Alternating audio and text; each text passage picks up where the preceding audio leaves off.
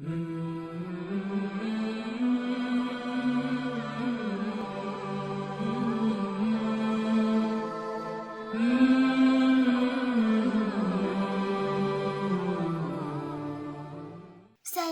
کے 10ویں باب کا 7واں قصہ پیش خدمت ہے۔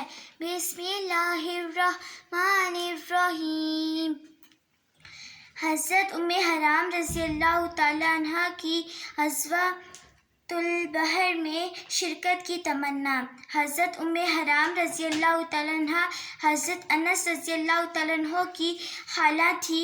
حضور اقدس صلی اللہ علیہ وآلہ وسلم کثرت سے ان کے گھر تشریف لے جاتے اور کبھی دوپہر وغیرہ کو وہیں آرام بھی فرماتے تھے۔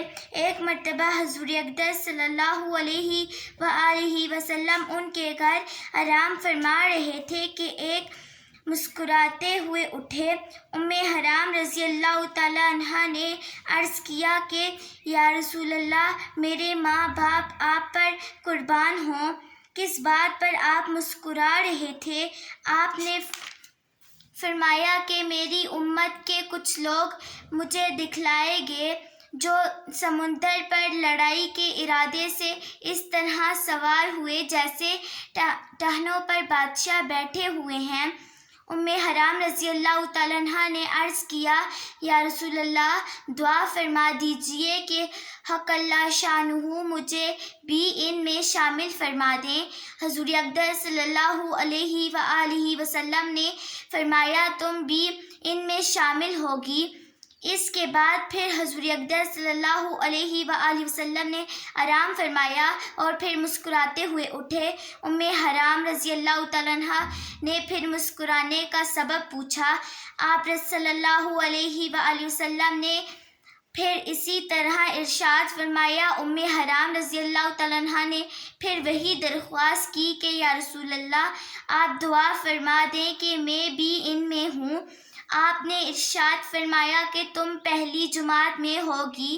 چنانچہ حضرت عثمان رضی اللہ تعالیٰ عنہ کے زمانہ خلافت میں امیر معاویہ رضی اللہ تعالیٰ عنہ نے، جو شام کے حاکم تھے، جزائر قبرص پر حملہ کرنے کی اجازت چاہیے۔ حضرت عثمان رضی اللہ تعالیٰ عنہ نے اجازت دے دی۔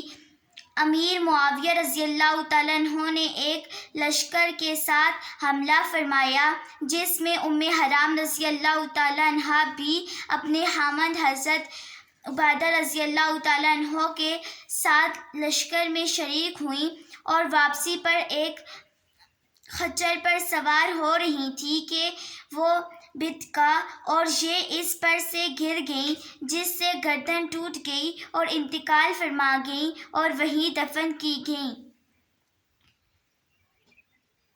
حضرت ام سلیم رضی اللہ تعالیٰ عنہ کا لڑکے کے مرنے پر عمل۔ ام سلیم رضی اللہ تعالیٰ عنہ حضرت انس رضی اللہ تعالیٰ عنہ کی والدہ تھیں، جو اپنے پہلے خاوند یعنی حضرت انس رضی اللہ تعالیٰ عنہ کے والد کی وفات کے بعد بیوہ ہو گئی تھیں اور حضرت انس رضی اللہ تعالیٰ عنہ کی پرورش کے خیال سے کچھ دنوں تک نکاح نہیں کیا تھا۔ اس کے بعد حضرت ابو طلحہ رضی اللہ تعالیٰ عنہ سے نکاح کیا، جن سے ایک صاحبزادہ ابو عمیر رضی اللہ تعالیٰ عنہ پیدا ہوئے، جن سے حضور اقدس صلی اللہ علیہ وآلہ وسلم جب ان کے گھر تشریف لے جاتے تو ہنسی بھی فرمایا کرتے تھے۔ اتفاق سے ابو عمیر رضی اللہ تعالیٰ عنہ کا انتقال ہو گیا۔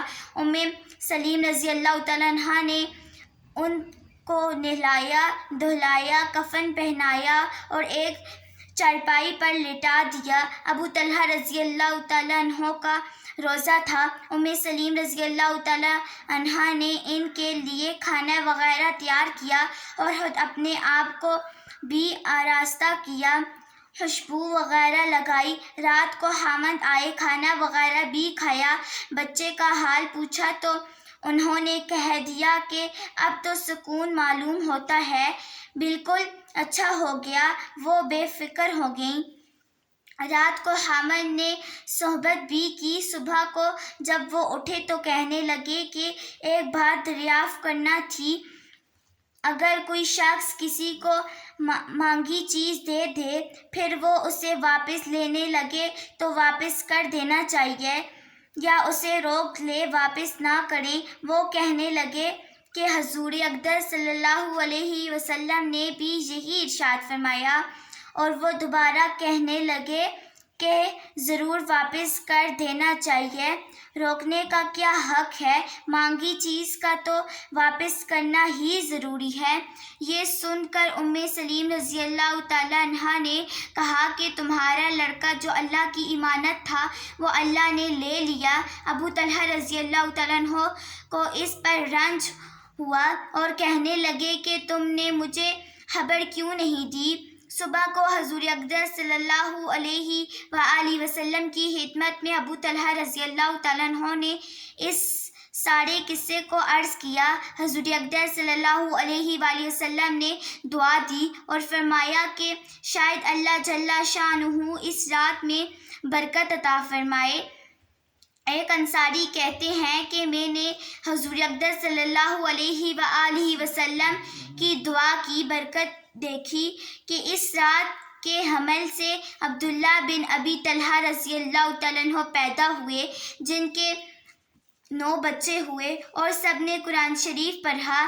بڑے صبر اور ہمت کی بات ہے کہ اپنا بچہ مر جائے اور اسی طرح اس کو برداشت کریں کہ خامند کو بھی محسوس نہ ہونے دیں، کیونکہ خامند کا روزہ تھا، اس لیے خیال ہوا کہ خبر ہونے پر کھانا بھی مشکل ہوگا۔